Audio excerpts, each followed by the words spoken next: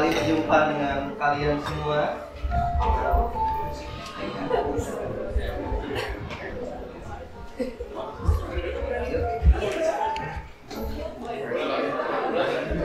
Oke, baik. Hari ini kita punya kesempatan yang baik, kesempatan yang bagus dengan memanfaatkan bulan literasi MA, ya. Jadi dari literasi MA dan Departemen Bahasa Indonesia, Bahasa dan Sastra Indonesia akan mengundang salah satu pakar, salah satu ahli untuk mengisi workshop fiksi yang diperuntukkan untuk teman-teman kelas 11 semuanya. Tepuk tangan dulu.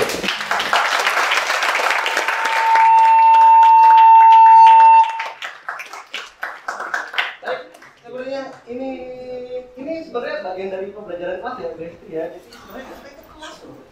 Tapi karena di library, saya harap kalian bisa duduk senyaman mungkin, boleh duduk bantal, boleh duduk yang enak, gitu ya. Dan siapkan catatannya karena akan sangat bermanfaat, terutama untuk pembelajaran kita, untuk menghadapi paper 1 atau paper 2 atau bahkan individual oral, ya. Jadi saya harap hari ini kalian jadikan momen untuk menggali ilmu sebanyak-banyaknya. Oke? Oke. Yang akan mengisi sesi hari ini, pagi ini adalah Hamzah Muhammad, Kak Hamzah Muhammad atau Bang Hamzah Muhammad, ya. Hamzah Muhammad, beliau adalah nominator kritik sastra Badan Bahasa 2020. Beliau juga mendapatkan penghargaan Manajemen Talenta Nasional 2023 yang nanti akan karyanya berupa kumpulan puisi diikut sertakan ke Ubud Writers Festival di bulan Oktober. Ada yang sudah tahu Ubud Writers Festival? Ya, nanti Bang Hamzah ini akan mengikut sertakan karyanya di Ubud Writers Festival. Untuk karyanya dibicarakan, didiskusikan sehingga menjadi karya yang patut diperhitungkan, gitu ya. Lalu beliau juga selain seorang writer, beliau juga seorang penyair, ya, penulis puisi. Kumpulan puisinya berjudul Hongpin Paleh Gambre sudah terbit tahun 2019 dan juga sedang merencanakan untuk menerbitkan buku kumpulan puisi yang baru berjudul Teori Penciptaan. Ya, jadi kita doakan kumpulan puisi selanjutnya bisa terbit dengan lancar, gitu ya. Oke, baik. Sebelum kita mulai, saya sebagai kami Departemen Bahasa Indonesia dan Panitia Literasi MA ingin mengucapkan dulu terima kasih kepada Sekolah Victory Plus yang sudah memberikan fasilitas yang mantap ini. Juga tepuk tangan dulu untuk kita dong.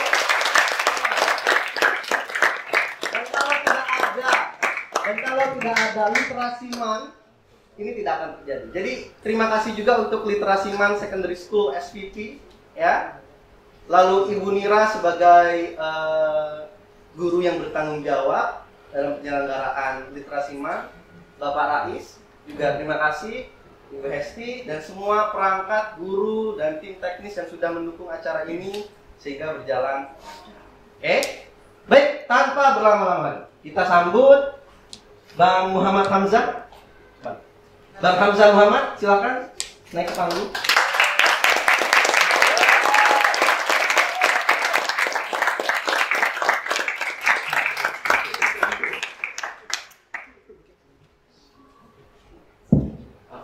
Saya di bawah aja deh kalau kamu di bawah.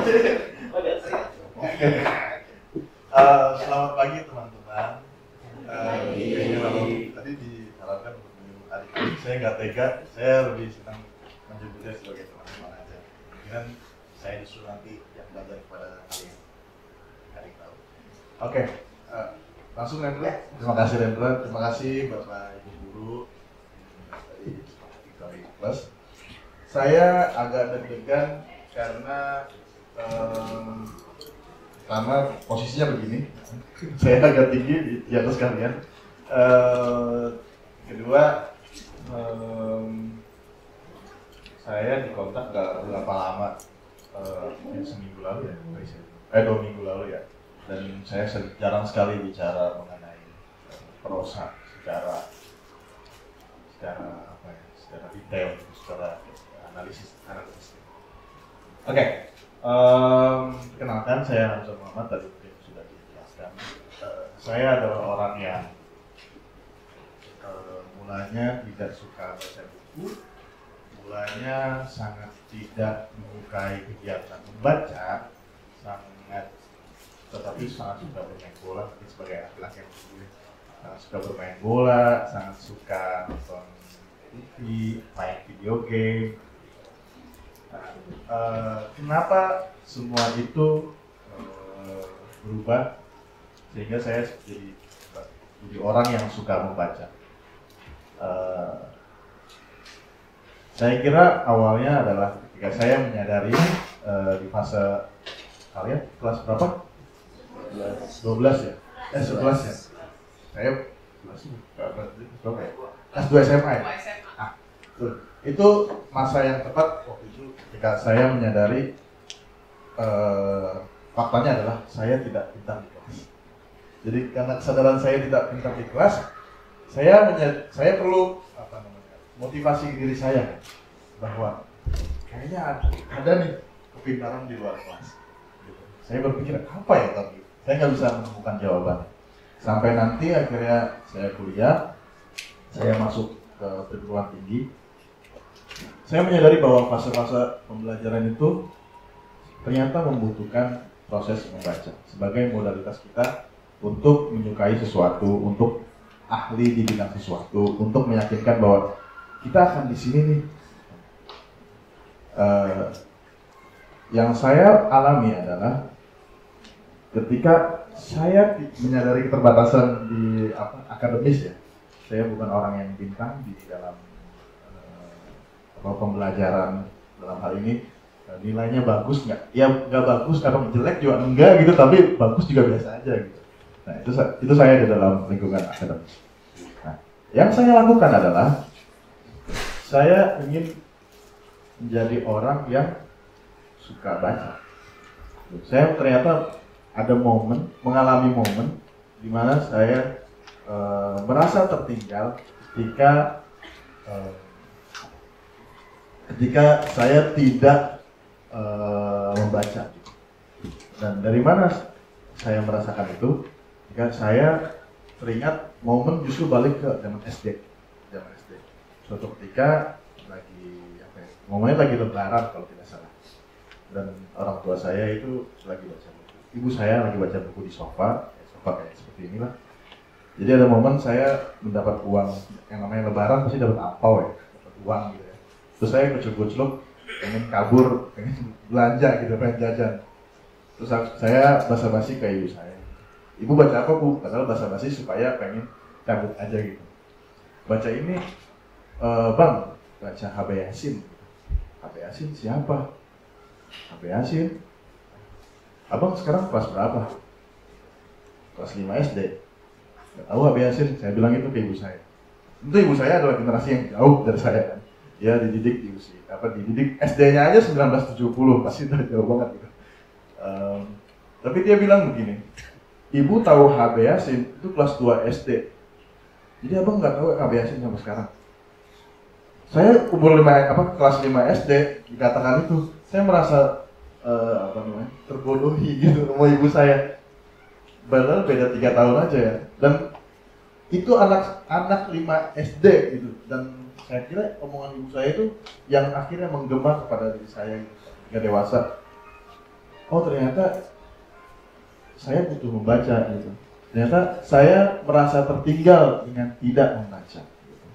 Nah kebetulan hari ini adalah forumnya terkait dalam tanda petik sastra. Teman-teman belajar juga di kelas dengan Pak Rais, Pak Rendra dan guru-guru lain. Saya ingin membayangkan teman-teman bisa menyukai sastra itu sebagai persoalan bahasa aja. Jadi ketika teman-teman masuk, oh gue suka sastra nih, tapi kalau sastra banget juga males gitu. Saya suka penulis ini, tapi ini kayaknya dibilang bacaan populer. Udah gak usah pikirin itu, tapi pikirin bahwa itu adalah bacaan, itu adalah produk bahasa. Nah dengan begitu, teman-teman tidak membatasi diri untuk memilih yang ini lebih baik daripada yang itu. Gitu.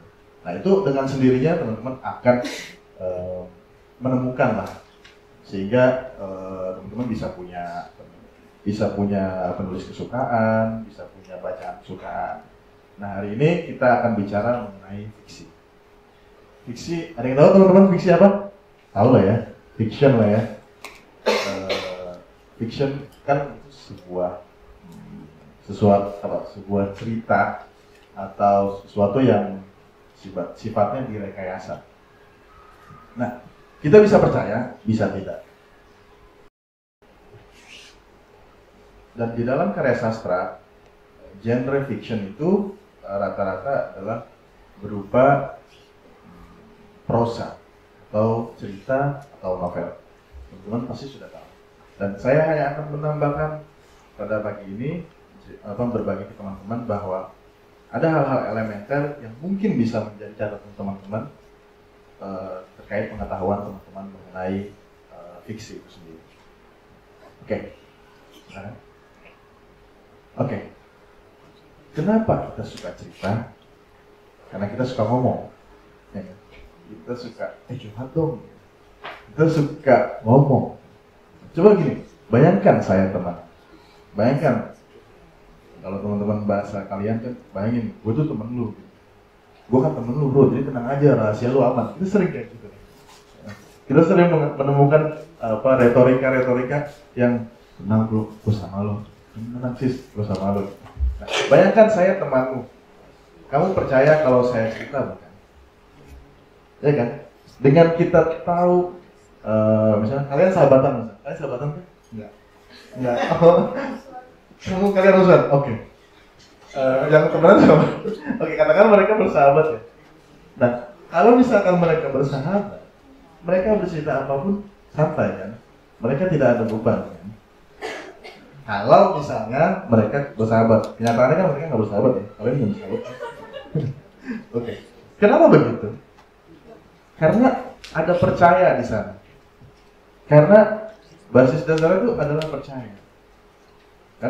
Karena sebuah cerita, meskipun nggak sepenuhnya cerita ya, kadang gosip ya, maksudnya gosip baik orang, kadang jelek-jelekin orang, kadang muji-muji orang, tapi itu kan sebenarnya bentuknya cerita. Nah, ketika kita sudah percaya kepada seorang, kita nggak ada beban untuk nggak usah deh, gue mau cerita dia ada. Jadi karena kita percaya. Nah, semua orang suka cerita. Semua orang di masyarakat apapun pasti suka cerita. Tapi yang menarik adalah ada orang yang namanya penulis yang punya kesibukan untuk mengerjakan hal itu, mengerjakan cerita itu sendiri. Jadi apa yang sebetulnya mungkin bohongan atau dalam tanda kutip fiksi, atau yang sebetulnya mungkin ya berdasarkan empiris atau realis, yang ditulis tentu dengan rasa kepercayaan, maksudnya dengan upaya untuk membuat pembaca percaya. Saya kira begitu, bahwa sebuah fiksi yang menarik adalah sebuah fiksi yang membuat kita percaya. Selepas kita nggak tahu ini bohong atau tidak. Seperti itu. Jadi kalau misalnya ditanya definisi mengenai cerpen itu apa, novel itu apa, ini sebenarnya bohongan, tapi kita tidak percaya karenanya. Gitu. Oh kayaknya ada, padahal ini rekayasa. Gitu. Kita harus menyatakan hal itu karena apa? Bahwa sejauh ia menggugah perasaan kita, berarti secara bahasa kita memaknai bahwa ini bagus. Ini sebuah karya yang monumental. Ini sebuah karya yang bisa menggugah perasaan kita. Ini sebuah karya yang menggerakkan hati kita untuk terlibat, untuk berbuat baik kepada orang lain, untuk lebih percaya kepada orang lain, untuk lebih mengenali identitas teman-teman di sekeliling kita, identitas siapa saja yang di sekeliling kita, bagaimana cara kita melihat orang lain, bagaimana cara kita berkomunikasi dengan orang lain. Nah, secara tidak langsung kita bisa mengatakan bahwa karya sastra itu sebenarnya berimplikasi pada kehidupan nyata secara tidak langsung. Oke, next, Bapak. Cerita karenanya adalah cara kita untuk membentuk sebuah dunia. Teman-teman baca apa? Teman-teman buka sosial media apa? Itu beda-beda tuh pasti perspektifnya. Teman-teman yang buka TikTok misalnya adalah teman-teman yang mungkin punya kecenderungan suka dengan visual. Teman-teman yang main Twitter, sekarang bukan Twitter ya, apa namanya? X ya, berarti itu Elon Musk. X, yang teman-teman yang buka X itu cenderungan apa namanya? Custom, terbiasa dengan tekstual, tulisan gitu. Adapun teman-teman yang misalnya di Instagram punya kecenderungan suka pada fotografi, hal yang kayak gitu, dan kita tahu bahwa di sana ada cerita, di Twitter, di Instagram, di sosial media ada cerita, dan itulah yang membentuk dunia kita. Kita mengalami cerita dari teman sebelah kita, dari orang tua kita, dari pasangan kita, dari guru kita. Nah, kita masuk memaknai bahasanya, memaknai hal-hal yang dia sampaikan. Maksudnya apa sih? Oh, berarti dia tuh kayak gini ya dalam pergaulannya. Nah, itu kan membentuk dunia kita kan. Membentuk dunia kita, mungkin juga membentuk dunia mereka, membentuk dunia yang di sekeliling kita tentang mereka, tapi versi kita gitu. Nah, itulah dunia. Jadi bayangan saya sebuah cerita itu kayak apa? Kayak film, sama halnya dengan film. Kita misalnya masuk ke dalam sebuah teman-teman kan nonton film Christopher Nolan pasti ya, nonton kan ya? Pinter banget Christopher Nolan ya.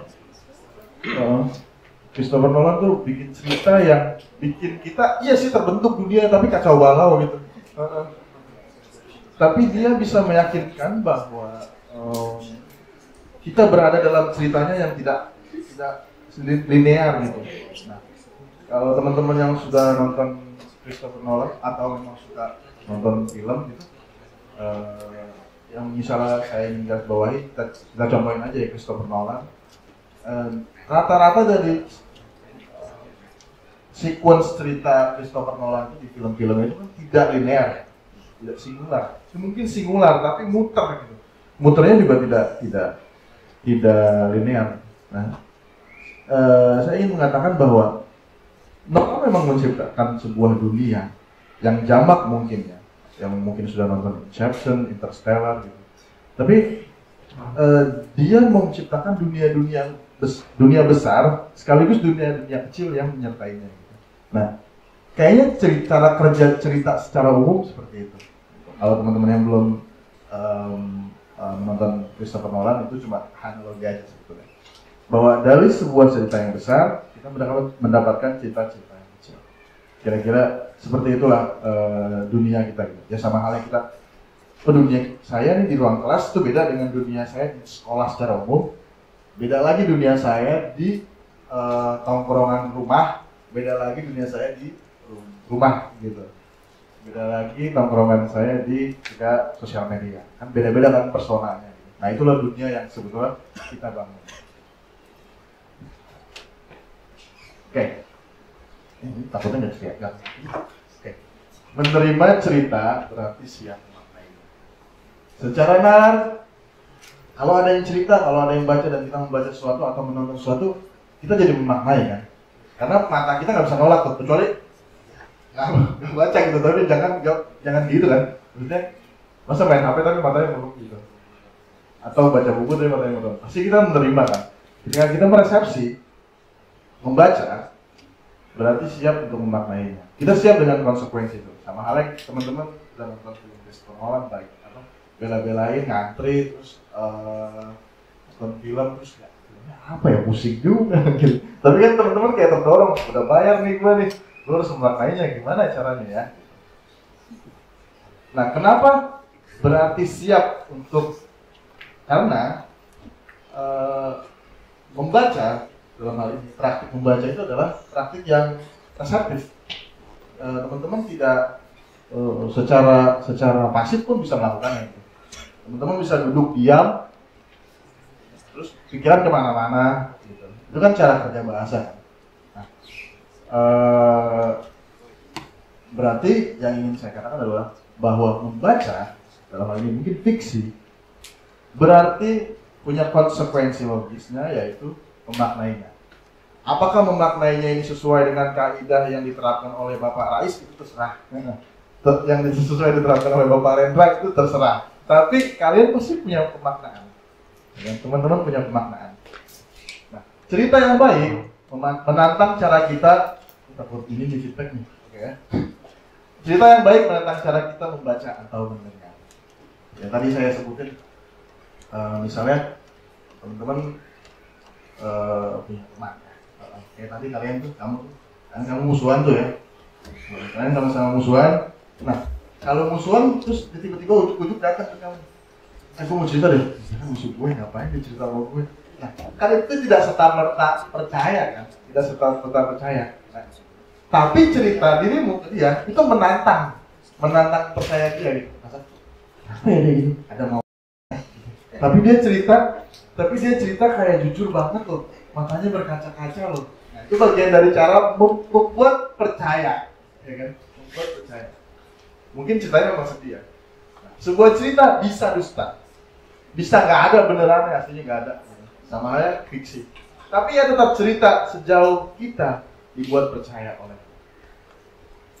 Nah, ini seni untuk membuat orang lain percaya. Nah, itu sebenarnya cerita. Cerita yang tidak baik selalu jatuh pada gosip yang kerap tidak masuk akal. Pertama, ceritanya nggak bisa dipercaya, terlalu banyak gimmick gitu ya. Terus tidak masuk akal, gitu. Tiba-tiba banyak tiba-tibaan yang seketika gitu. Atau sequence-nya nggak bisa kita lihat jejaknya gitu. Kayak misalkan tadi ya teman-teman sebut Nolan ya. Nolan kan sebetulnya ceritanya kan ya nggak linear, sequence-nya aneh. Tapi dia ninggalin jejak beberapa di bagian tertentu sehingga kita bisa callback ke bagian yang tersebut gitu. Nah itu Nolan. Yang tidak meyakinkan apa-apa dalam dunia kita, dalam dunia yang kita sedang bentuk. Nah, ketika kita membaca sebuah cerita, kita sedang mengalami proses pembentukan dunia. Maksudnya apa sih ini? Ini kita di mana sih posisinya? Ini si penulis mau apa sih? Ceritanya mau apa sih? Gitu. Next, Pak. Ada berapa lama lagi waktunya? Masih ya? Oke. Nah, memaknai cerita. Nah, ini persoalan konsekuensi tadi. Seorang teman ialah ia yang mengerti cerita temannya dengan segala kepekaan dan keterbatasan. Nah, kita sebagai pembaca adalah teman dari bahasa, teman dalam tanda kutip dari orang yang menulis itu sendiri. Dan kita punya kepekaan. Kita kan sering ya kalau ditanya ya sama teman, misalnya lagi curhat, kok lu nggak ada respon apa-apa sih? Nggak peka lu ya? Nggak peka lu ya? Nah itu tuh karena sebetulnya dia tuh pengen tanggepin guys, dia tuh pengen tanggepin. Nah kepekaan kan menuntut ekspresi, kepekaan menuntut respons, kepekaan menuntut stimulasi baru atau tanggapan. Tapi juga kita sebagai pembaca, kita punya keterbatasan. Pertama, kita nggak suka ceritanya. Kita misalnya mendapat cerita, kunci motor saya ketinggalan nih kayaknya. Kita nggak pernah ngalamin ketinggalan kunci motor karena kita hati-hati, nggak bakal relate. Gitu. Tapi oh ya sabar ya, kan gitu doang kan? Ya itu keterbatasan kita tuh. Ya udah sabar ya, paling gitu kan kita ngomongin kan. Nah itu keterbatasan kita. Kita mau empati gimana? Ya udah ini saya kasih 50.000, kan nggak juga harus kasih solusi atas kehilangan kuncinya kan, gitu. Ketinggalan kuncinya. Gitu. Nah itulah posisi pembaca di hadapan cerita sebagai teman. Oke, sebelum itu. Oke. Nah, sekarang saya akan memberikan sebuah teks kepada teman-teman yang saya membayangkan teman-teman bisa menganggapnya sebagai cerita yang mungkin teman-teman posisikan diri teman-teman sebagai penonton atau orang yang ada di tengah-tengah peristiwa itu. Nah, cerita ini nanti ada beberapa pertanyaan. Berapa waktunya bacanya, Pak Renta, kira-kira? 5 menit cukup ya? Mudah-mudahan. Nanti kita akan diskusi sebentar mengenai cerita itu. Dan gimana-gimananya, ya minimal 5W1H. Dan coba teman-teman praktikkan hal yang tadi saya paparkan. Posisi pembaca, teman, seperti itu. Nah, kita akan menilai apakah ini bagus atau jelek. Ya mudah-mudahan seru ceritanya. Nanti kita sambil diskusi. Oke, saya bantu Ibu. Oh, aman.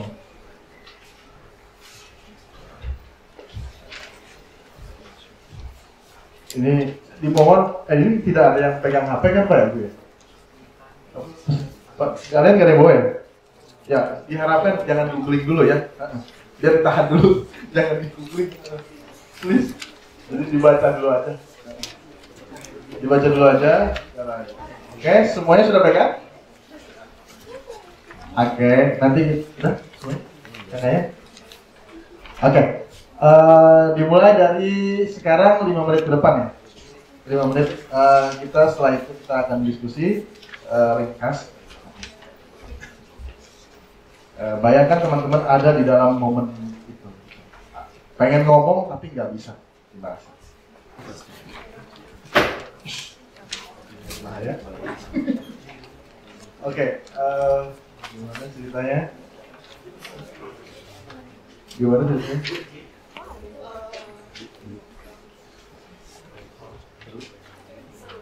Seru ya? Why?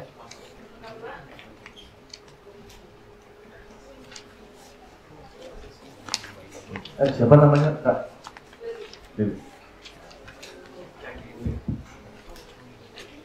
Karena menurut saya sih karena ada karakter-karakter yang dimana mereka tuh ya buat saya tuh ngeselin banget gitu. Karena masa di rumah orang berduka kalian malah pamer angkatan anak-anak kalian dan nyambut saya gitu terus gitu. Tadi aku sama Ayun juga sudah ngomong jadi kayak tentang agak narsisistik gitu. Oke, cerita ini narsisistik ya. Padahal tentang apa? Aslinya sebetulnya tentang kedukaan. Terima kasih. Ada lagi yang ingin berkomentar, teman-teman? Silakan yang ingin berkomentar. Siapa yang merasa jadi teman teks?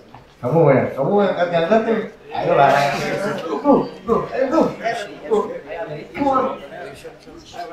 Say anything. Apa yang kamu rasain? Secara kebahasaan aja. Jujur lah ya, nggak ngerti gue. Ya agak kaget sih.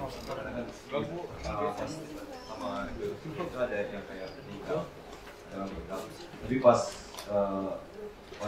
sekitarnya lebih maju malah bicara tentang kayak anak saya kita ini dapat mark 10 gitu. Saya agak ngeselin juga sih.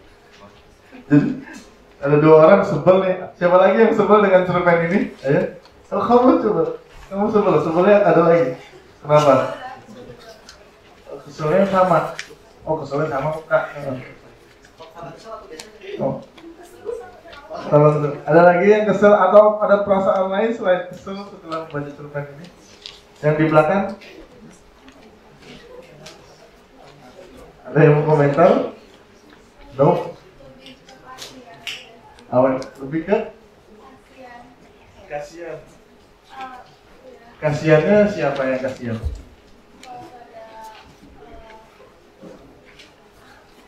Kepada keluarga. Oke, keluarga. Karena berduka, sebenarnya rekan-rekan yang lain seperti sudah menganggap bahwa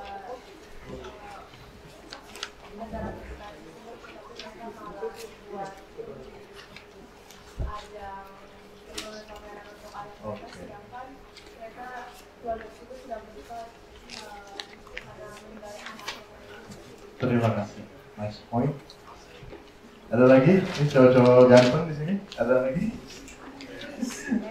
Leo. Kasih tahu sesuatu dong. Jadi Yang kamu rasain aja. dari judulnya kan kecap nomor 1 di story bayi. Tadi menurut saya kecap kayak apa menarik gitu kan. Tapi setelah saya harus diskusi dengan gue Oh, diskusinya keren sama guru, mantap itu.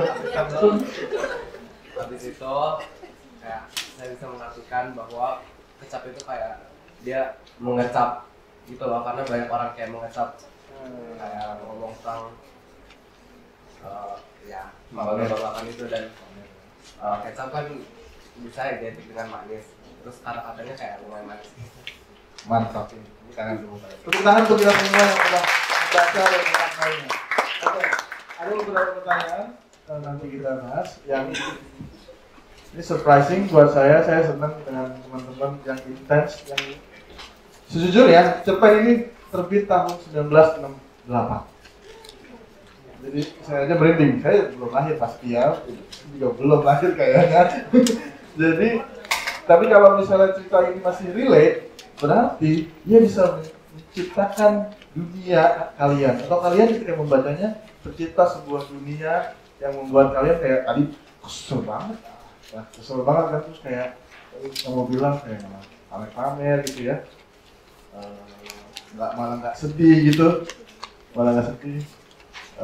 terus yang disebutkan tadi juga mengenai ya dimanis-manisin lah, dikecap-kecapin yang sebetulnya nggak perlu aman gitu, dan disebutin juga sama teman yang di belakang bahwa ya mestinya sih sedih, jadi nggak ada empati ya dalam tanda kutip ya, nggak ada empati yang mau sedih. Oke, ini ada exercise beberapa mungkin yang tadi belum menjawab, mungkin kita bisa diskusi beberapa pertanyaan. Oke, kenapa cerpen ini dikatakan bagus dan kenapa kan dikatakan jelek? Oke, bagusnya kenapa sih? Kalau tadi respon teman-teman tuh kesel gitu, Udah dimengerti. bagus ya. Tapi kalau misalnya jelek kenapa sih? Gak apa-apa loh, kalian bisa bilang ini cerpennya jelek, gak ada salah. Kan setiap orang punya selera. Oke, selera beda-beda. Ada yang mau komentar? Jeleknya karena saya gak suka, ini kasihan sama bayinya, boleh gitu loh. Komentar jawab. Mungkin karena kalau bagus, mungkin karena kita juga bisa bawa emosi dari Terlibat ya. Bagus. Jeleknya apa nih? Ada nggak apa yang bagus aja? mungkin kalau jelek-jelek enggak, tapi pas aku pertama baca, aku nggak gitu tahu apa yang disampaikan gitu. Oh, nice. Oke, terima kasih ya. Tidak begitu tahu apa yang pengen disampaikan. Jangan-jangan emang sebuah cerita itu adalah ya mungkin dusta yang membuat kita percaya aja, padahal nggak ada isinya gitu. Jangan-jangan itu hanya mengasah nalar kritis kita supaya ya kita tahu astaga ini fair gitu. Supaya kita tahu batasnya bahwa ini cuma rekayasa. Terima kasih poinnya. Ada lagi yang pakai sweater Puma? Any comment? Cool banget ya. Coba dong. Oke, siap. Mungkin bisa dibilang itu bagus karena diambil dari konteks ya. Bang Hamzah bilang ini dibuat dari tahun 1968 ya, tapi masih bisa masih bisa membawa perasaan kita bahkan di generasi yang zaman sekarang ini. Sekarang 2023 ya? Mantap. Thank you. Berarti bagus karyanya Budi Dharma. Yang kedua, bagaimana suasana dan mood yang terbangun dalam cerita ini? Satu komentar. Oke, gimana?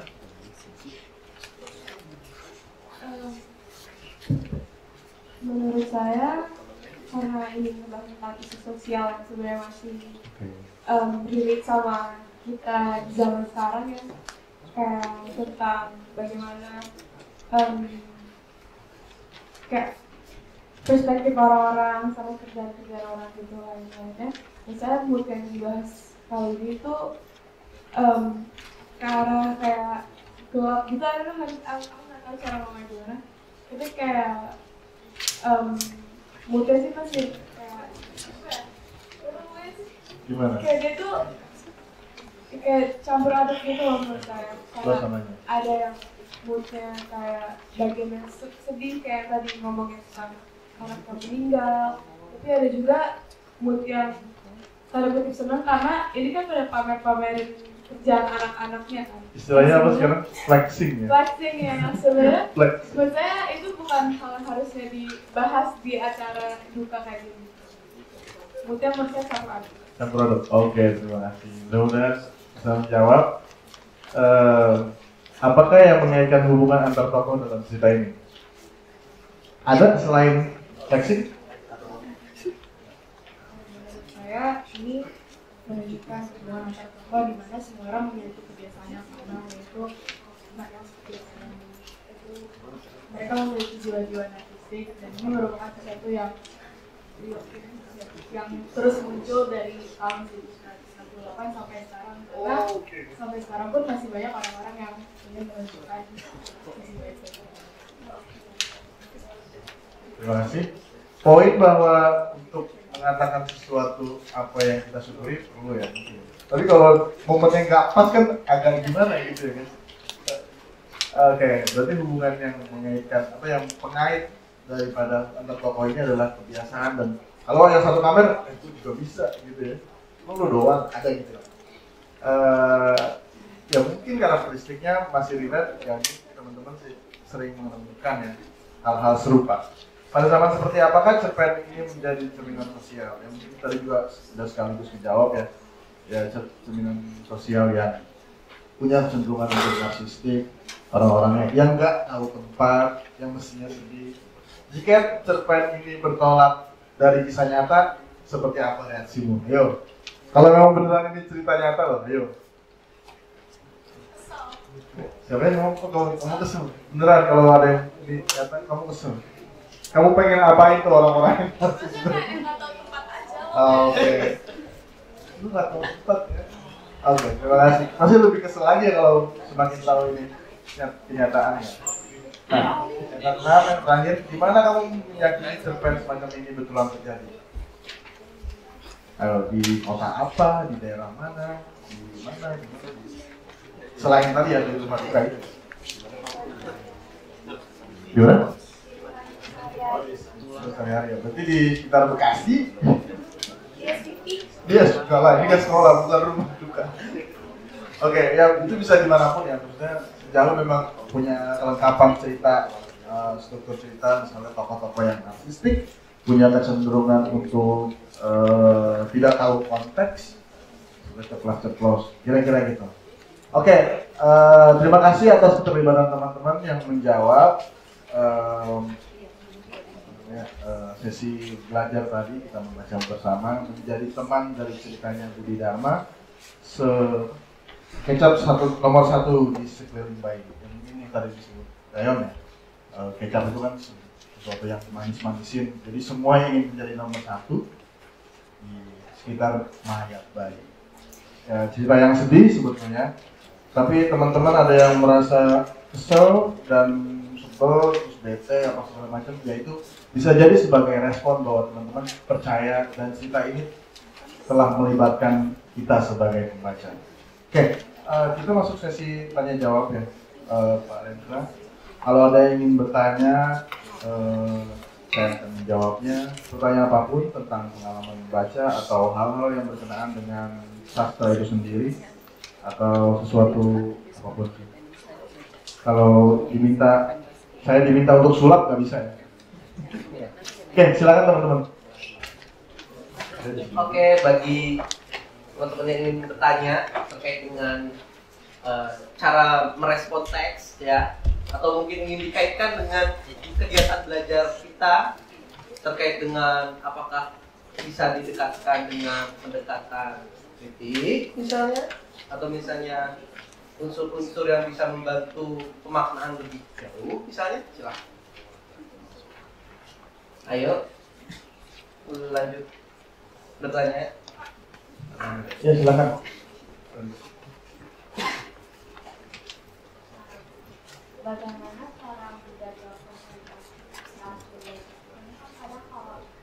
baca sehingga otaknya kemana-mana gitu walaupun baca kata-katanya. Bagaimana cara menjaga konsentrasi ya? Saya santai aja lah, duduk ya.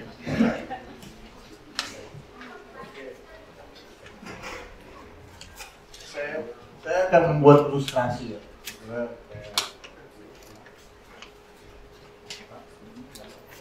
Aman? Kamu bisa lihat saya loh. Ya kalau bilang loh. Oke. Terima kasih pertanyaannya.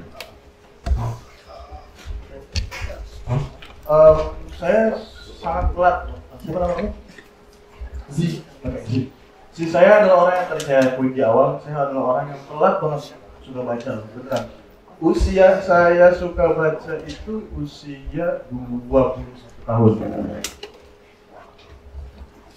Sekarang usia saya sekarang 33 tahun. Nah, sekarang teman-teman usia 16 tahun. 16 lah, 16 tahun. Nah,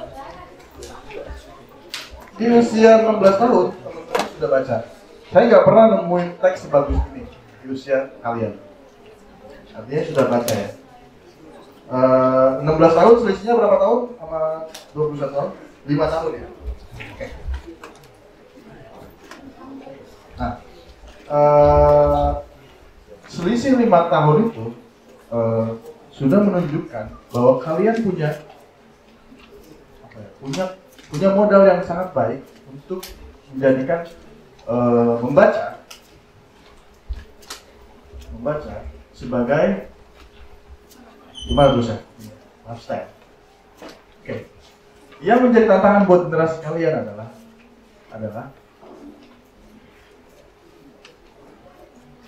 fokus. Kenapa? Saya katakan generasi saya adalah generasi yang sedikit masanya untuk Bu Ajeng mengalaminya dan Pak Rey. Sedikit masanya saya mengalami opsi-opsi media sosial. Masih sedikit. Jadi membaca dalam hal ini mungkin kalau misalnya yang dimaksud dalam membaca buku ya, itu masih sangat mungkin saya membaca buku. Tapi saya akuin bahwa sudah terlambat bagi saya karena saya mulai suka baca di usia 21. Nah, yang saya lakukan adalah ini agak ekstrim. Saya tahu bahwa saya harus fokus nih, karena saya mengejar keterlambatan. Saya katakan umurnya sekarang 16 tahun. Teman-teman umurnya 16 tahun. Ada terpaut 5 tahun kebodohan buat saya. Ya kan, ini 5 tahun kebodohan saya terlata. Atau mungkin jauh dari SD saya nggak pernah baca. Oke. Yang saya lakukan adalah saya ingin fokus. Oke. Nah, teman-teman bisa ambil opsi ini atau tidak ambil. Tapi saya waktu itu mengambilnya ekstrim.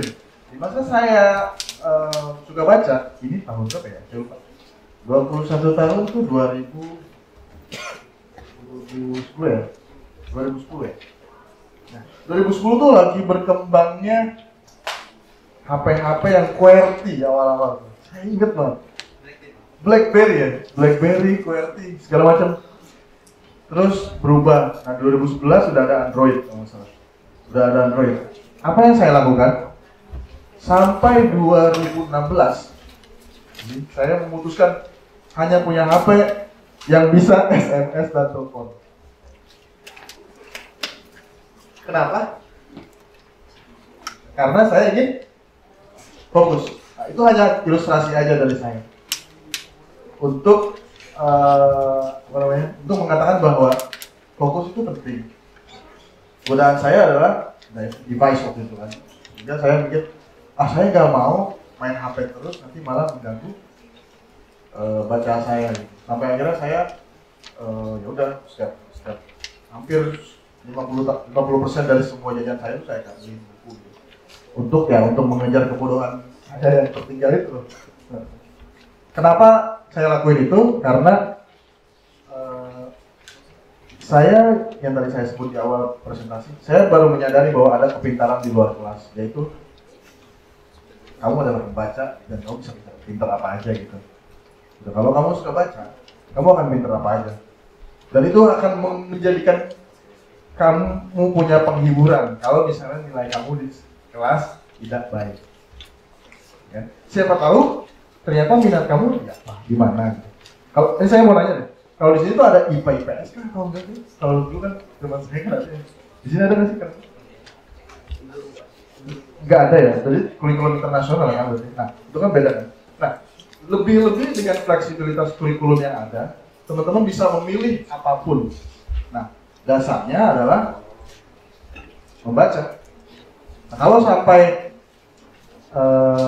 membaca itu menjadi semacam lifestyle, itu akan membuat teman-teman akan kehilangan yang ada yang kurang nih kalau belum baca sehari ini.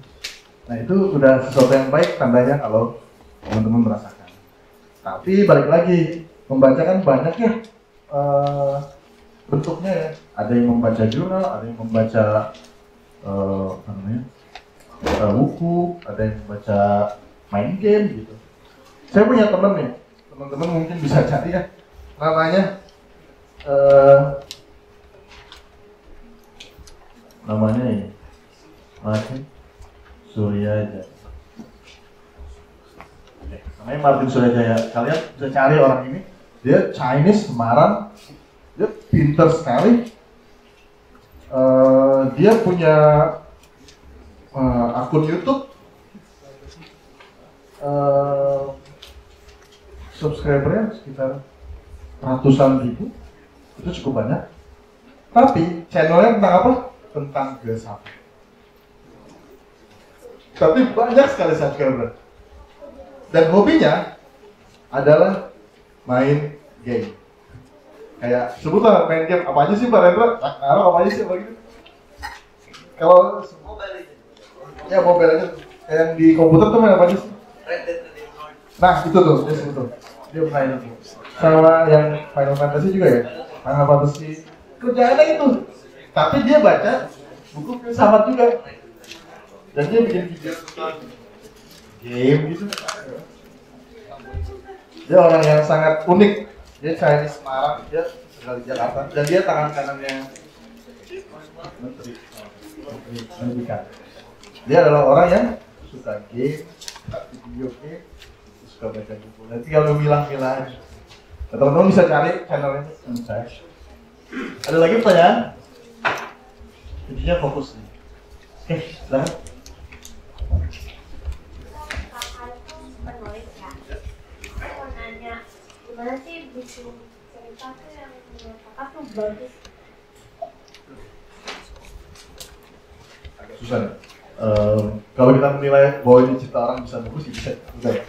Kalau bagaimana membuat cerita yang bagus, mungkin kita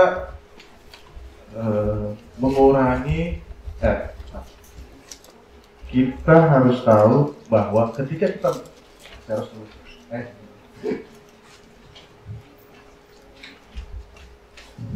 ada penulis namanya Kurt Vonnegut, ya fisika, gitu nggak usah fisikawan Kurt Vonnegut, saya lupa. Dia bikin teori tentang bagaimana saya menulis gitu ya. Dan ketika ditanya bagaimana kamu membuat cerita yang bagus, saya ingat ketika setelah kamu tanya, saya ingat dia bikin teori gini. Menulis sebuah cerita yang bagus adalah mengawalinya sebisa mungkin mendekati akhir. Jadi kasih hint atau kasih clue ketika kalian mengawali berarti kalian mengakhiri. Nah, itu cerita yang bagus menurut Kurt Vonnegut.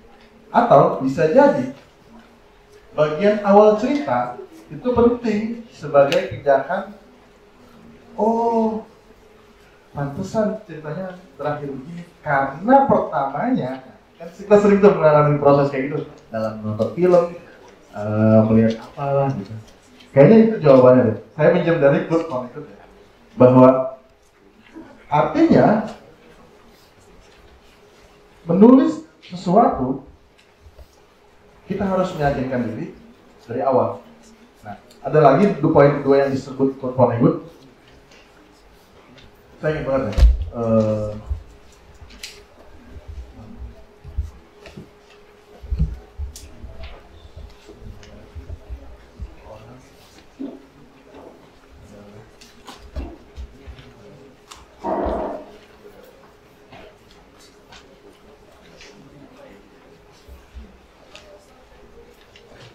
Tidak semua orang membaca, maka puaskanlah dirimu. Jadi pastikan bahwa kamu suka apa yang kamu tulis. Gitu. Itu yang disarankan oleh Kurt Vonnegut. Yang pertama, menulis sebisa mungkin mengawali cerita yang mendekati akhir. Dan pastikan bahwa kamu tidak bisa memuaskan semua orang. Pasti semua orang punya selera masing-masing. Maka puaskanlah dirimu. Bahwa ketika kamu membacanya lagi, kamu suka. Atau saya sering ditanya, buku apa yang menurut kamu bagus? Buku yang menantang saya untuk saya sehingga saya ingin membuat cerita seperti itu. Itu buku bagus tuh kayak gitu yang membuat kita memaki buku itu. Wah, keren banget ini. Tapi memaki dengan kata-kata lebih kasar mungkin atau yang lebih ekspresif. Karena teman-teman saking sukanya ya. Saya pengen banget kayak gitu. Nah, itulah mungkin cerita yang bagus. Kita bisa memulai dengan meminjamnya dulu. Terima kasih. Mudah-mudahan menjawab. Ada lagi pertanyaan? Ya, silakan.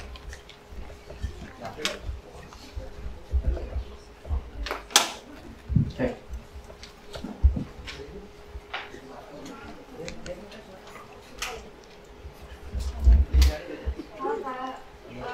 Jadi di topik selanjutnya kita bakal ada analisis cerpen. Nah di analisis cerpen itu kita bakal memahami konteks sejarah sama budaya dari suatu cerpen. Nah aku mau nanya kenapa kita harus memahami aspek budaya sama sejarah dari cerpen? Apa pentingnya memahami konteks ini? Oke. Terima kasih. Next point.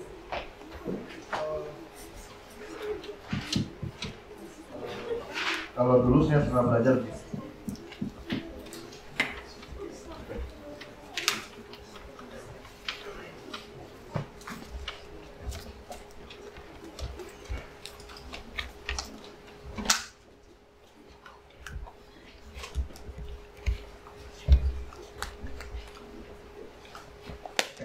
Terima kasih pertanyaannya. Kenapa sih kita perlu mengetahui latar belakang atau konteks atau sesuatu yang menjadi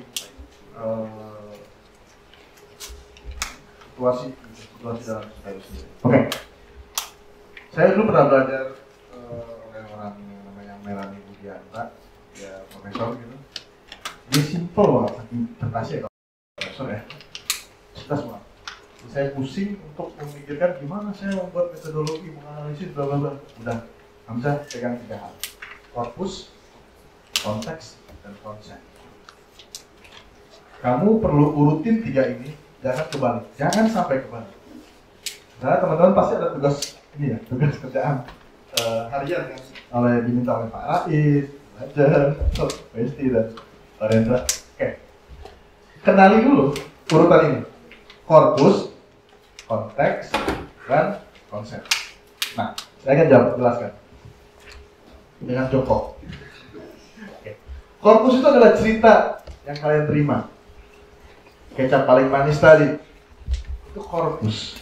Itu adalah cerita, adalah dunia yang kalian tafsir, adalah dunia yang membentuk pemahaman atau pemaknaan dalam pikiran kalian. Dia tentu punya dunia. Itu terpisah dari dunia kalian. Oke. Katakan inilah universe.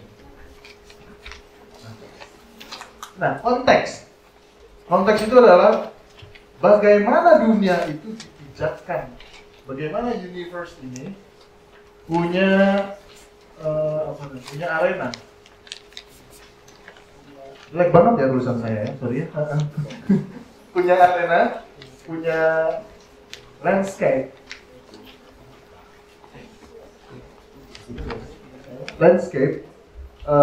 punya region, dan punya batasan.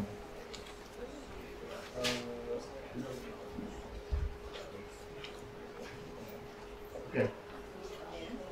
Konteks ini membuat kita tahu bagaimana cerita itu berakhir. Itulah yang kenapa kita tahu bahwa tidak semua cerita itu menceritakan semuanya. Tidak semua cerita menceritakan apapun. Tidak harus sebuah cerita harus ada yang meninggal tokohnya misalnya. Tidak ada kecuali ini ya, kayak serial telenovela ya, yang termehek-mehek yang berlarut-larut sampai episode 8, 7 gitu-gitu. Udah terlalu baik banget, baik. Nah, konteks ini membantu kita untuk semakin mengenali korpus ini. Cerita, gua nih sakit. Cerita yang tadi kita bahas di sini adalah kecap nomor 1. Kita teman-teman nggak membayangkan pasti ya, ternyata ini ditulis tahun 1968 ya. Nah, tapi sebetulnya dia ditulis tahun segitu. Misalnya teman-teman bisa mengindikasi ada sebutan angkatan darat ya. Nah, itu sangat tentang militer kan. Nah, itu kan zaman kuliah di luar negeri menjadi pride, sekarang sih biasa aja ya. Nah, itu konteks tahap itu gitu. Nah, itu menjadi penting. Nah, kita kenapa perlu konteks supaya untuk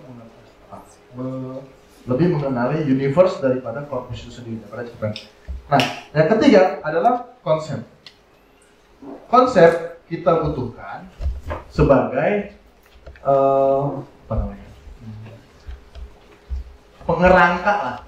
Aduh, pengerangka jelek banget. Pembingkai. Ya, pembingkai. Konsep itu nge-frame. Dia framing. Framing secara apa? Secara teoritis. Oh, Pak Rais nih maunya pakai analisis teori ini nih, pakai teorinya siapa? Teorinya apa? Nah, konsep itu bekerja untuk itu. Jadi, once ketika teman-teman sekalinya dapat cerita, hindari dulu pikiran mengenai konsep atau konteks. Jadi benar-benar posisikan teman-teman sebagai pembaca yang lugu, sehingga teman-teman bisa mandiri menerima korpus itu sendiri atau cerita itu sendiri. Ini bahasa Solonya insya Allah pakai terus. Maksudnya bakal pakai terus pemahaman ini dalam kalau misalnya teman-teman mau suka sastra ya. Kedepannya, oh saya mau kuliah sastra nih, itu bakal pakai terus.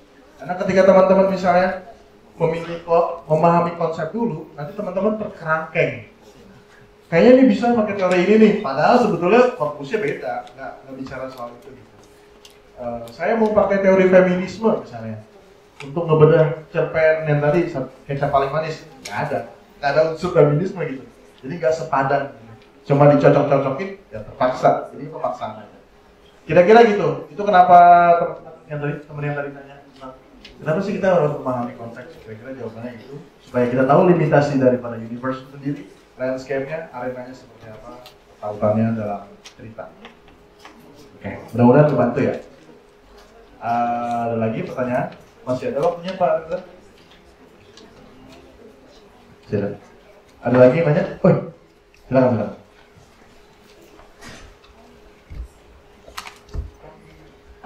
Kalau tahun sekarang ini kan dulu literasi baca itu mulai umum ya. Nah, tapi kan sekarang ini visualisasi juga makin advance gitu. Nah, kira-kira menurut kakak literasi visualisasi itu buruk gak sih? Kayak kan itu menurunkan literasi baca ya. Menurut kakak itu buruk atau gimana? Ya, menarik. Oke, terima kasih. Literasi visual ya. Yang tidak disebutkan dari profil saya adalah sebetulnya saya bekerja di sebuah perusahaan level internasional di bidang virtual reality dan metaverse. Jadi saya sebagai copywriter. Ada pertanyaan menarik ketika saya diwawancarai.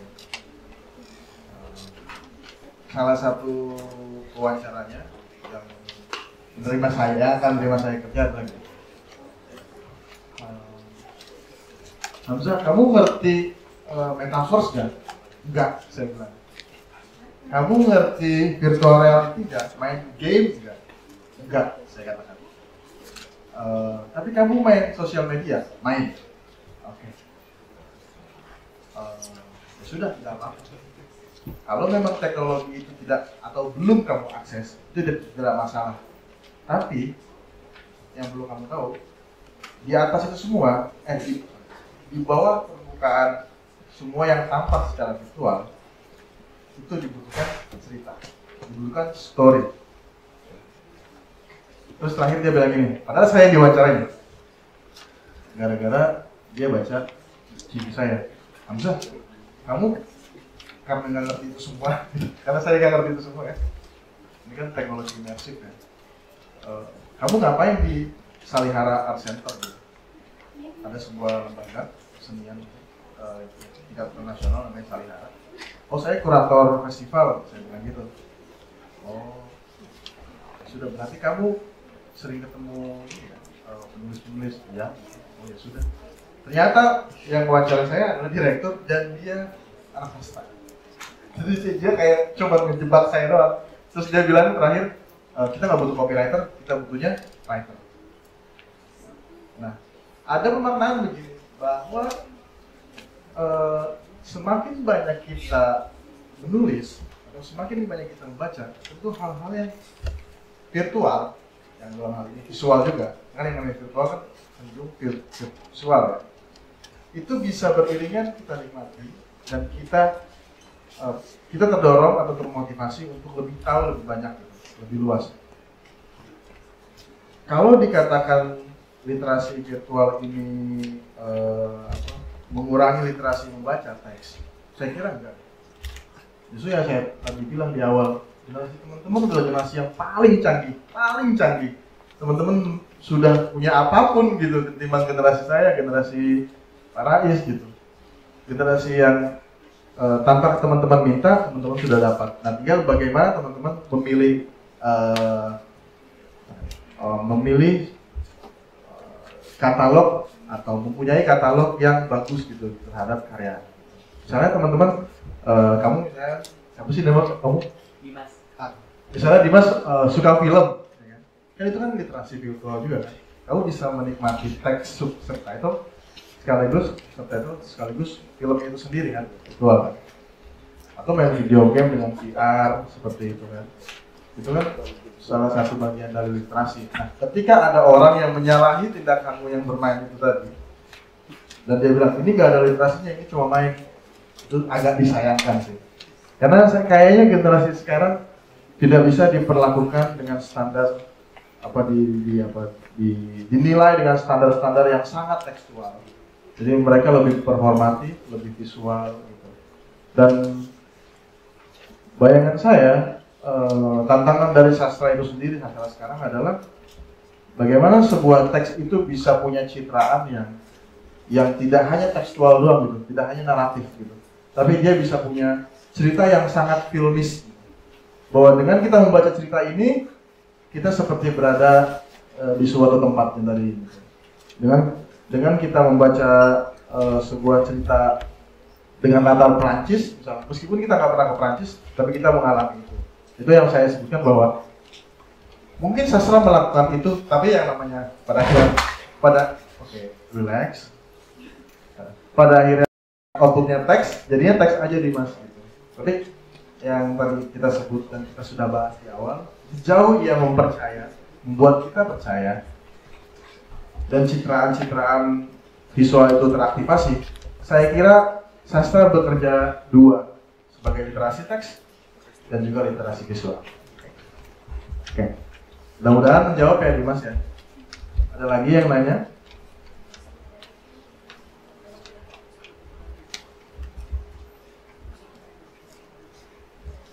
Saya nanti akan tampilkan sebuah cerpen ya yang mungkin merespon pertanyaan Dimas tadi. Nanti Pak, ada lagi yang ingin bertanya atau bingung? Bingung nggak apa-apa, bingung. Tanya. Sebagai kritikus, juga Bapak dikasih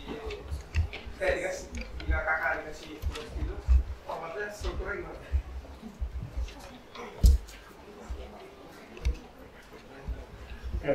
Formatnya tentu yang saya akan bilang dengan mudah esai gitu. Tapi bayangkan gini, teori itu banyak banget ya. Maksudnya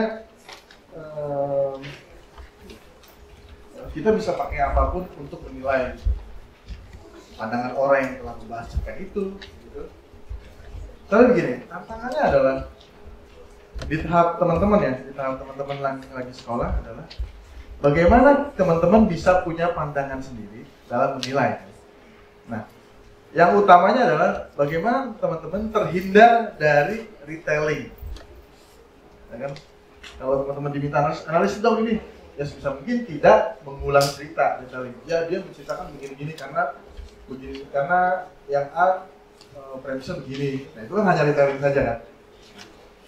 Yang mungkin dimaksud teman-teman, yang dimaksud oleh pendidik atau guru kamu ya, adalah bagaimana kamu bisa punya kemandirian dalam berargumen. Siapa nama kamu?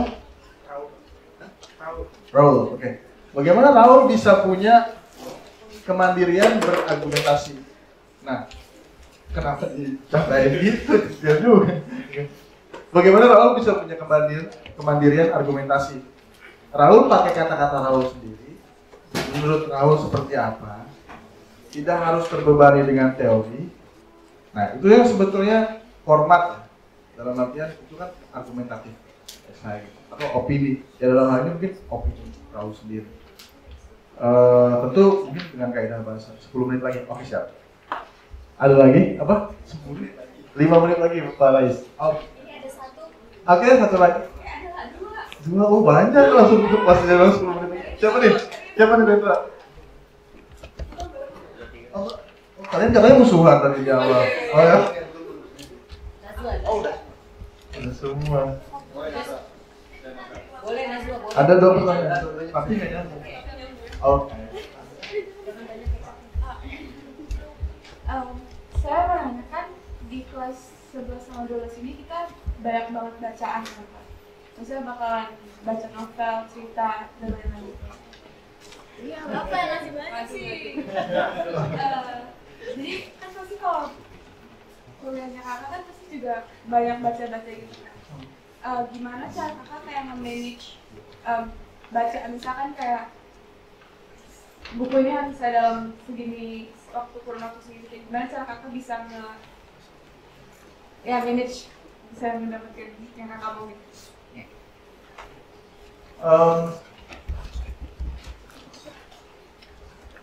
Kamu kemana-mana bawa buku nggak? Bawa buku. Itu aja udah salah. Kamu harus kemana-mana bawa buku.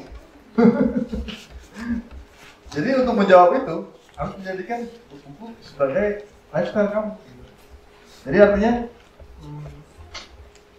ketika makan pun kalian pegang buku. Itu susah kan? Tapi begitulah yang saya lakuin. Jadi kalau misalnya memang tidak bisa, lakukan begini. Sebelum tidur, biasakan baca tugasnya, baca buku tugas yang ditugaskan Pak Rais, Pak siapa sebelum tidur baca. Dan sore mungkin pulang baca. Satu hal, jangan pernah anggap ini tugas karena menyebalkan. Tapi kalau nggak suka baca gimana Bang?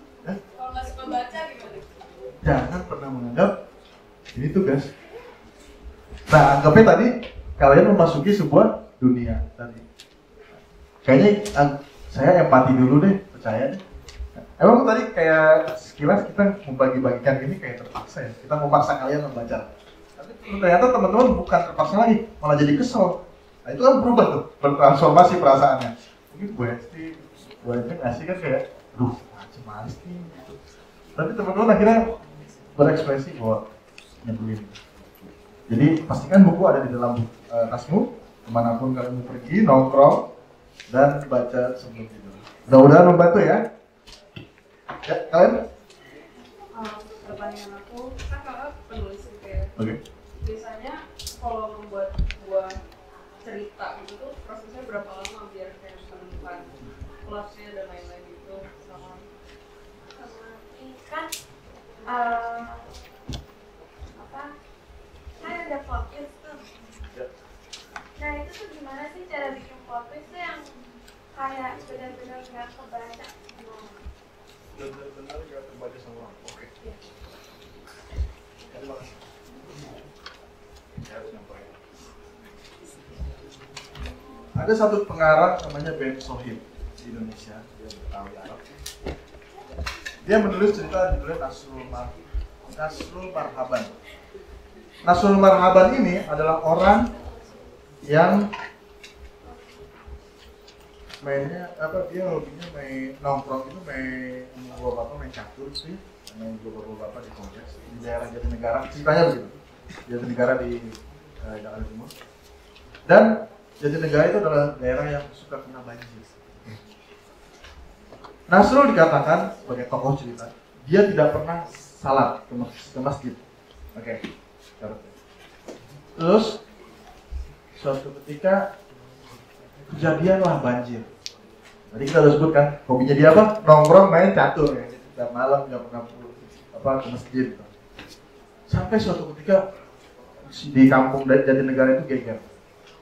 Pas banjir, Nasrul Marhaban meninggal, hanyut kena banjir dan memeluk Al-Quran, kitab sucinya. Oke. Dengan cerita ada ayam aja kan? Tapi kita mungkin kayak, wah, dia sekalinya mungkin beribadah gitu kan, memeluk Al-Quran, berarti dia sebenarnya orang baik gitu. Iya kan? Oke, kitab suci. Tapi di ending cerita, bisa ingat banget ceritanya tahun 2013 di Koran Tempo. Di akhir cerita adalah ada kata-kata begini, tidak ada yang tahu kecuali istrinya Nasrul bahwa dalam Quran itu terdapat uang. Terdapat uang untuk bulanannya.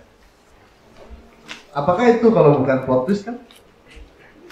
Jadi nasib hidupnya ada di dalam kitab suci. Karena kitab sucinya berisi uang. Apa kitab itu kan dengan kata lain secara pragmatik, secara kebahasaan. Apakah Quran itu dibaca? Belum tentu. Tapi Quran atau kitab suci dipakai untuk menyimpan uang. That's it. Itu plot twist. Jadi untuk membangun cerita yang plot twist, kita membuatnya semuanya adem ayam aja dulu. Kita simpen tuh pelan-pelan tuh cerita tuh. Dikontrasin tiba-tiba. Lewat siapa? Dia punya istri dan meninggal. Semua orang bilang, wah keren nih orang meninggal pegang Quran, ya keren. Tapi coba istrinya doang yang tahu di dalam Quran itu ada uang. Oke. Nah kalau ingin membangun cerita ya, bagaimana kerangkanya, mengerang.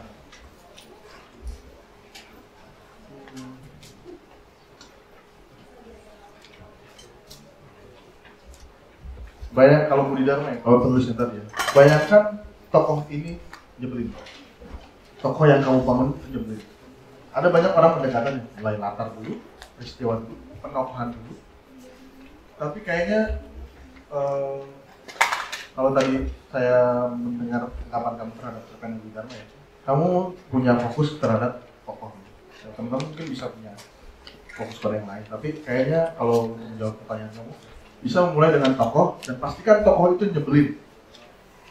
Saking nyebelinnya kamu pengen bercerita dan orang-orang tahu, orang-orang lain tahu. Kayaknya itu akan menjadi yang tadi dalam tanda kutip itu relate pada pembaca. Sehingga karena kalian karena kamu menjiwai dalam menceritakannya. Sejauh dia nyebelin. Oke, ada lagi? Udah selesai. Nah, terakhir kita tampilin dulu cerpen satu cerpen pendek 1 halaman. Yang akan menutup sesi ini ya, gitu. Bisa dulu ya. Saya akan membacakan full aja. Judulnya Kebahagiaan. Pagi hari pintu kamarku diketuk dengan keras. Keras sekali. Kubuka dan ada anak kecil. Kutanya, siapa? Aku anakmu di masa depan nanti. Kulihat muka dan sisiran rambutnya memang mirip denganku. Tapi caranya memandang dan keangkuhan bicaranya seperti Bruce Lee. Ada apa? Boleh aku masuk? Ya, masuklah. Maaf berantakan. Aku menggeser gelas kopi kotor yang menimbulkan bau jamur, dan ada seekor cicak di dalamnya.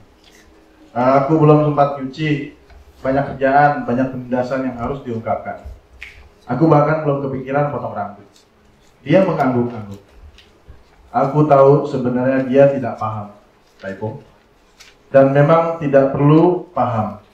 Lagi pula, aku hanya sok berarti bagi sesama hidup. Bibirnya manyun, dan matanya begitu lugu dan arif. Dia memiliki cara memandang seorang maha guru para petarung di masa yang akan datang. Itu siapa? Dia menunjuk foto. Itu pacarku. Dia terlihat memastikan, mungkin menyamakan dengan ibunya. Sedang aku belum menanyakan kepastian ibunya di masa depan. Ada perlu apa? Minta uang jajan. Dia menggeleng. Iuran sekolah, dia menggeleng lagi. Sepeda, menggeleng. Lalu, dia berbalik, mendekat, dan menatapku dengan penuh kasih sayang. Aku cuma ingin tahu masa depan ayah. Aku cuma ingin tahu masa muda ayah. Aku memeluk dan mengusap rambutnya. Pagi ini tidak seperti biasa. Aku merasa bahagia dan tak ingin mati muda. Dan di luar, harusnya Tuhan sudah mulai menurunkan hujan. Apakah cerita ini masuk akal? Enggak kan? Tapi kita percaya kan? Kita seolah-olah beneran ada kan? Karena gayanya meyakinkan kita. Gak mungkin ada anak kecil datang tiba-tiba, saya anakku di masa depan, kaget. Gak ada kekagetan di sini kan? Gak. Tapi kita percaya. Kira-kira begitu, sebohong apapun cerita, sefiksi apapun, serekayasa apapun, sejauh ia membuat kita percaya, ia tetap cerita yang bagus. Terima kasih teman-teman, saya kembalikan kepada teman-teman.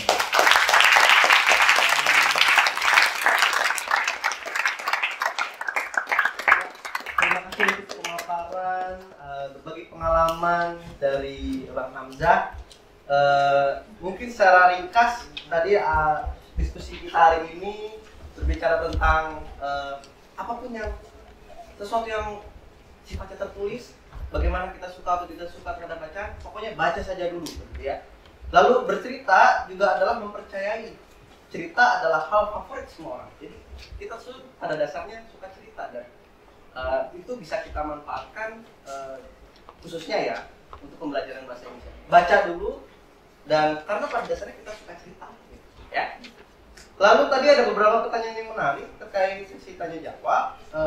Ada yang menanyakan aspek sejarah dan budaya, lalu dikasih resep langsung oleh Bang Hamzah bahwa korpus, konteks, dan konsep adalah pijakan untuk menganalisis. Jadi ya, ini bagi teman-teman yang nanti kuliah hukum, kuliah humaniora, sastra, insya Allah pakai terus ya Bang ya, soal korpus, konteks, dan konsep gitu ya. Lalu literasi visual versus literasi verbal itu masih jadi perdebatan dan nanti bisa didiskusikan lebih panjang. Tapi yang pasti pijakan verbal itu pasti selalu ada. Oke, baik. Terima kasih semua yang sudah berpartisipasi. Sebelum kita akhiri sesi ini, berfoto dulu bersama semuanya.